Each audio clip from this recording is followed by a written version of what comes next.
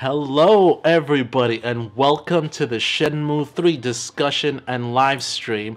I'm your host, Magnus, and today we're going to talk about the Edge magazine update that actually have this article was pretty good. It had a lot of information on Shenmue, as well as pretty much where I'm at recently. Now, before anything, I apologize. I'm a little sick, and so if I cough or whatever, I can't help it. Can't edit it out. We're live. Thank you for joining, first and foremost. So now, before I begin, let me get to a quick little update on tomorrow's live event where you get to meet Corey Marshall and Lyle Wilkerson, who is the voice of Joy, Shuing, and Yuan from Shenmue. And of course, Corey Marshall's Ryo Hazuki's voice in Shenmue. They're going to be at Game Realms tomorrow.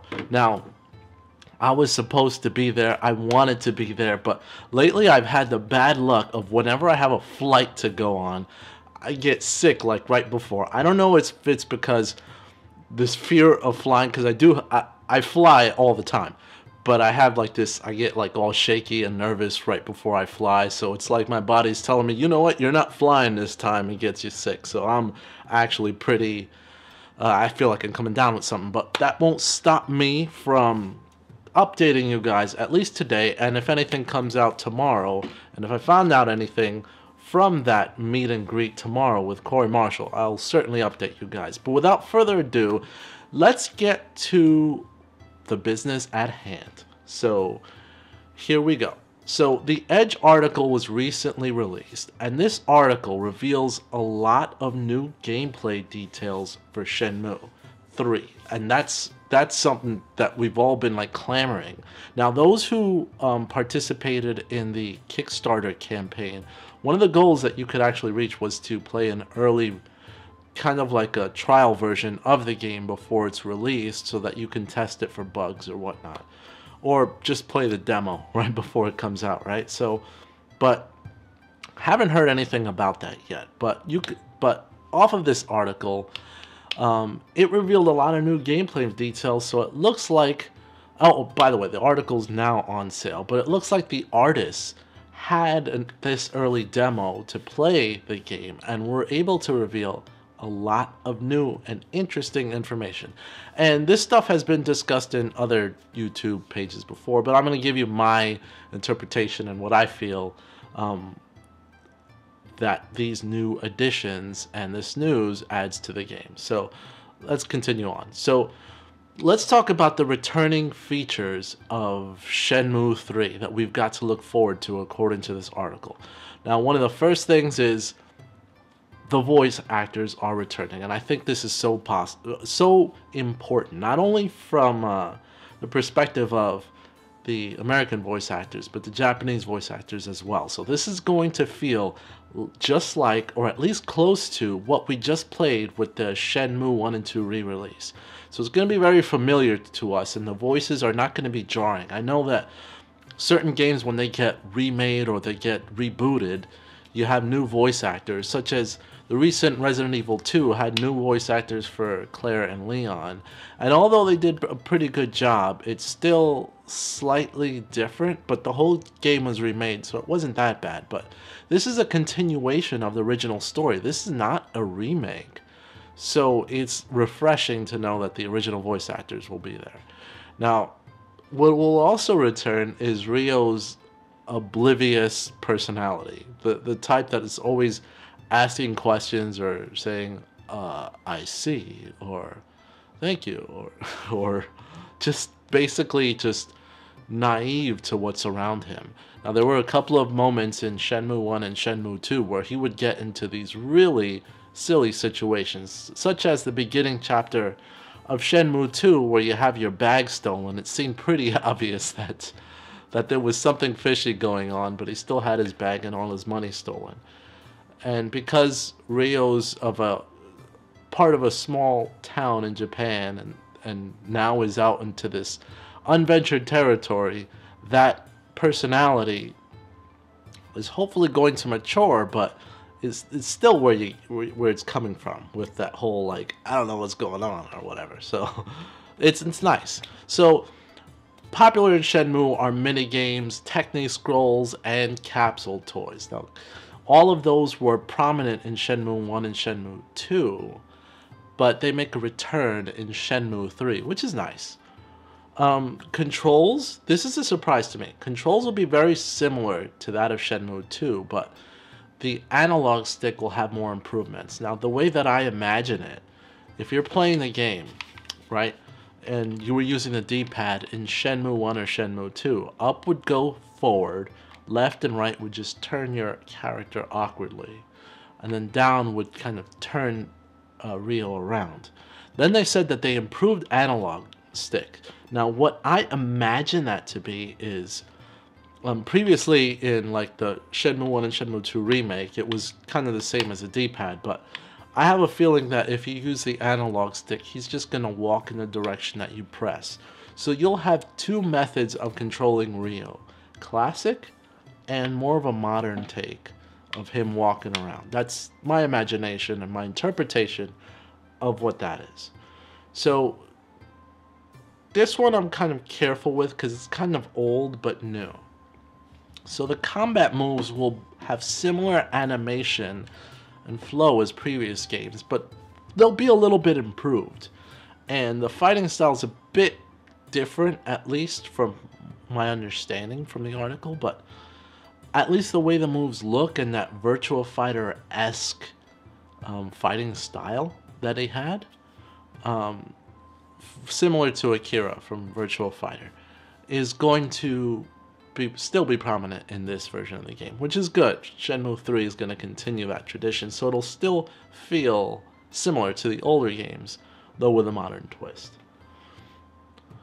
So, and then you have, as what's normal in open world games, a day and night cycle. So it'll turn day, it'll turn night, that'll be normal. So Alex the Tampa must admit it's looking good in the most recent screenshots. I wish all these old images would disappear, so now new corners are turned off by the low quality stuff. I agree. They need to release a lot more images, gameplay shots and all of that, which I think will be coming in a couple of days when you have that Magic Monaco conference. But for right now, what we have to work with is slight little teasers, which is great. I think that tease, slow progression before the game comes out is an awesome way to build hype, because you have fans clamoring for more, just like we are now. So, anyway, continuing. Now, what's the new features in Shenmue 3 that were revealed in this article? Well, first we've got gameplay will focus on the Chinese ancient culture, kind of more of like a tribal cultures, because of where you've gone to Guilin and to the Bayou village. So that means basically it's just another extension of different types of people. And this is what Yu Suzuki had planned from the get-go. So first you had the Japanese culture in Shenmue 1.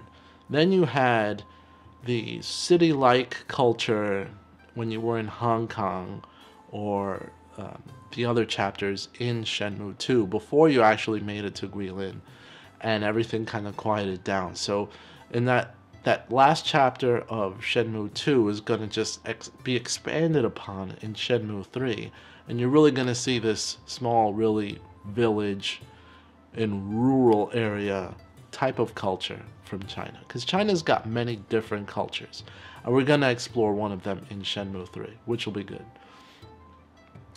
So affinity system. So this is an interesting system. NPCs will not trust you at first, and you'll have to pretty much earn their trust. And if Shenhua's around, they're going to trust you a little bit better because she happens to be around. And that is actually pretty cool, because Shenhua will kind of guide you, but it's safe to say that she's not going to be around the whole time, because to have a character following you around all the time doesn't seem like that'll be productive. And moving forward, you want to just kind of pursue whatever your mission is. So to have to have that ability to kind of gain the trust of others. That'll be pretty interesting, I think. Combat will be more RPG style when it comes to leveling up. The way I imagine this is similar to the Final Fantasy series when it comes to like the new Final Fantasy VII game that's premiering, or Kingdom Hearts, for example, where constant fighting will actually get you to level up different type of skills, which is kind of cool. That RPG style of leveling up and kind of honing your skills to what you really want them to be.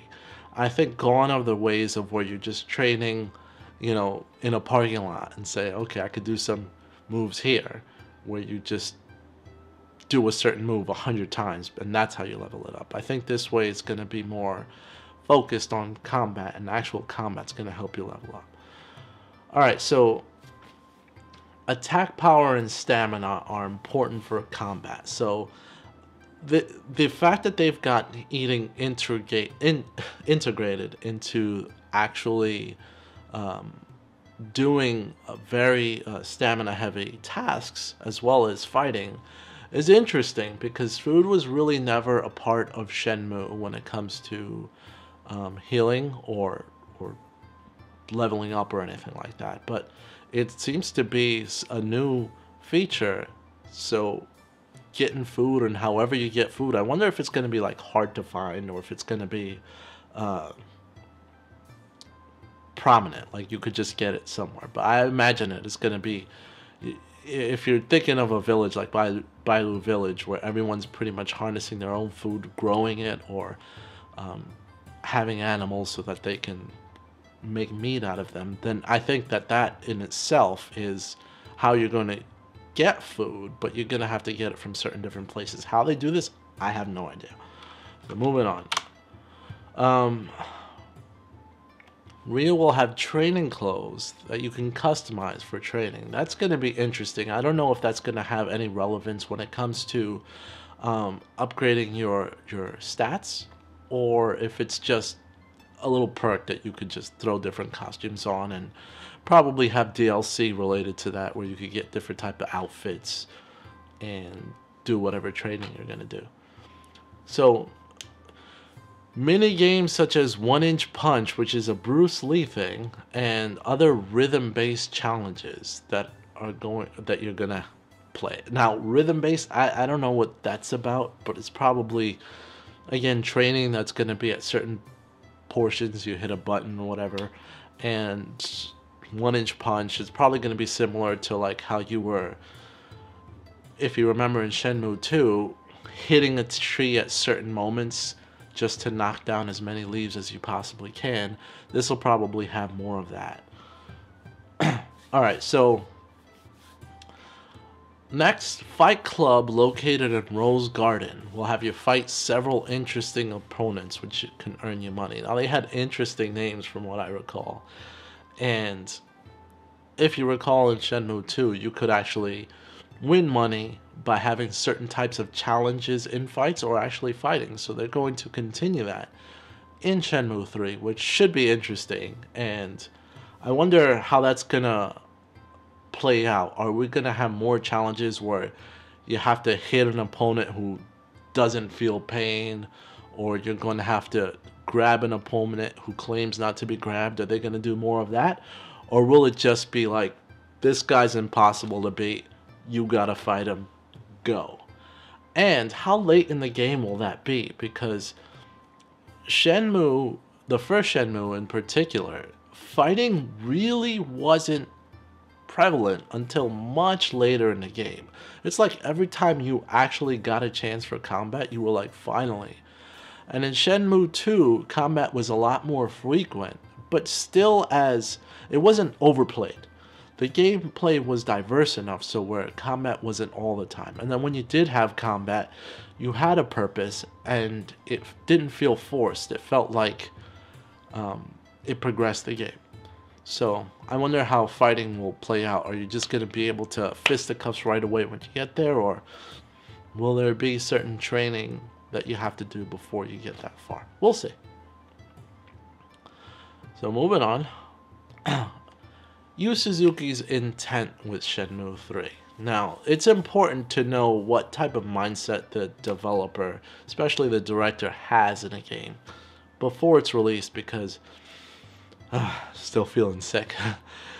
Because it's important to know that the director has the same desire as a fan of the game and who wants to play the game and still really play something that's good but familiar at the same time. Nostalgia is huge when it comes to video games.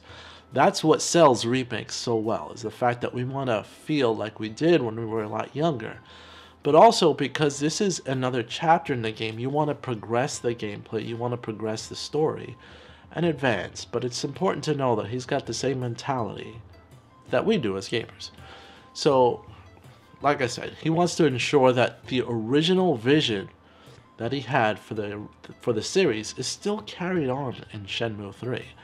He tried to ensure that when playing Shenmue 3, like, Shenmue fans would feel like, oh, this feels like a Shenmue game. Like, when you pick up the controller and you play for the first time, if there's jarring differences in the controls or jarring differences in the way that the environment feels, then it could turn off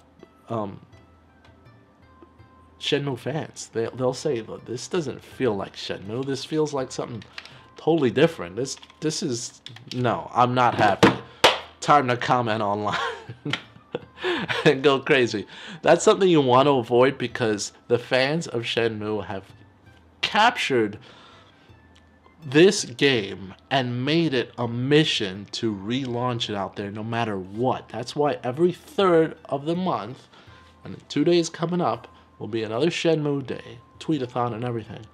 Every 3rd of the month, we make sure to continue to support the relaunch of this game. So it's been pretty successful, and I think the director knows that. So Suzuki went as far as to use his old documents that he gathered from 20 plus years ago, when he first began developing this game in like 95, 96 for the Sega Saturn, and he traveled to China and made a lot of notes, and he still has that to this day. I mean, this game has been passionate to him ever since he started developing it, and it was a shame that he didn't get to complete it earlier on. But at the same time, we're going to get to see this series really progress with next level graphics, and thank goodness the story hasn't changed. The story hasn't stalled much longer than it did for the 14, 15 years that it did. And we'll finally get to see the next chapter, and he knows the importance of his original work must be carried through, because heck, that's what we've been wanting for all this time. So, moving on. There is one lingering question that I don't believe I saw in the article, and I actually watched YouTube videos online. No one has addressed this, which has quite bothered me, and it's been a thought that I've had for a while. And that thought is, will every NPC character have a voice? If anyone in this chat, watching my live stream right now, or later when you watch the replay, if you do know the answer to this question, please let me know. Please point me to an article that states that much from a reliable source, if not directly from the director. Because when playing this game, one of the things that I loved playing Shenmue 1 and Shenmue 2 was the fact that every single character that you ran into had a voice. And yes, some voices were very similar from other characters, and you knew, well, they used the same voice actor for like 10 of these NPCs. But right now, it doesn't seem like that's the case, or I haven't heard much talk about how every single character that you encounter will have a voice. And the reason that this is important to me is the game that came out after Shenmue, pretty much Shenmue's last game, which was the Yakuza series. That was like kind of like a spiritual successor to Shenmue. And when I played the Yakuza, it felt a lot like what Shenmue 3 could have been back at that time in like the PlayStation 2. But the one jarring thing when I played that game and I really got into the story was that not every character spoke. In fact, your character didn't speak for a lot of the unimportant scenes. He spoke for the important scenes, but the unimportant scenes, it was just text at the bottom of the screen. And that is really what pulled me away from the Yakuza series early on. It was that fact that they didn't talk. And I wanted this to be like a, if Shenmue were like this is what Shenmue would be like. But then they ripped all the voices. Now I anticipate that has to do with the fact that Shenmue costs a lot more money probably than the Yakuza series. So they had to tone down the cost of developing such a game. So they really didn't make the Yakuza, at least when it started off. It wasn't really that open world as like Shenmue was, where you can really pick apart and grab everything and go anywhere you wanted. And they pulled the voice acting, which was such a shame. So I hope that the characters have, I don't even care if it's good, if it's excellent voice acting. I'm not looking for that. When it comes to Shenmue, I'm just looking for, put a voice, put a strange dialogue to all of these characters and just go. That's what I would love. And I don't know if that's actually being addressed. So it is what it is. Anyway, thank you for joining this live stream. If anyone has any comments or questions that they'd like to add or mention something that I didn't mention, please feel free. Going forward, I think I'm going to probably take a couple days off to heal myself and feel better. But I also wanted to let you know that I am so upset that I'm missing that event tomorrow. Don't forget Corey Marshall in Game Realms in California. That's going to be fun. That would have been fun for me, but if anything comes out of that, I'll keep you guys posted. When Magic Monaco Conference happens in a few days, I'm also going to keep you guys posted and keep you guys updated as usual. But that's all I got to say about that.